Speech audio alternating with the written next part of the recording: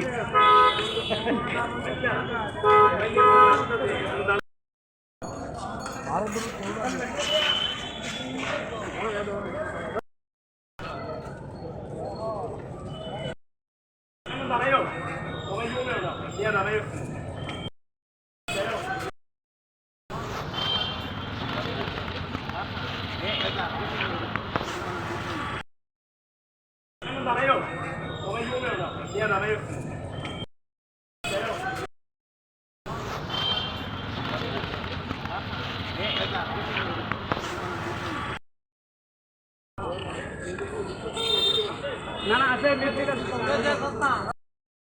জমায়েতে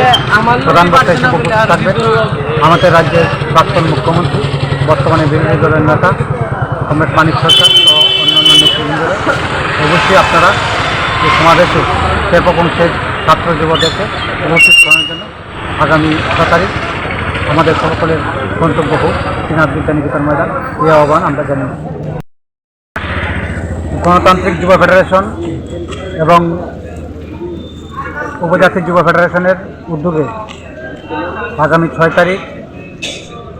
শ্রীনাথ বিদ্যানিকেতন মাঠে বেলা 11টায় জনসমাবেশ আমরা সংগঠিত করতে যাচ্ছি। এই সমাবেশকে কেন্দ্র করে ইতিমধ্যে বিভিন্ন জায়গায়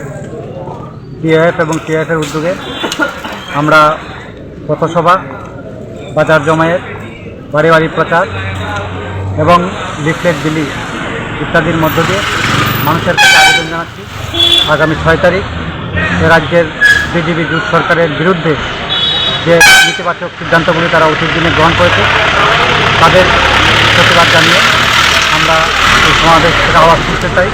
রাজ্যের মানুষের স্বার্থে, যুবদের স্বার্থে আগামী নির্বাচনে বামফ্রন্টকে বিপুল ভোটে জয়যুক্ত করে আবার বামফ্রন্ট সরকার প্রতিষ্ঠা করুন এবং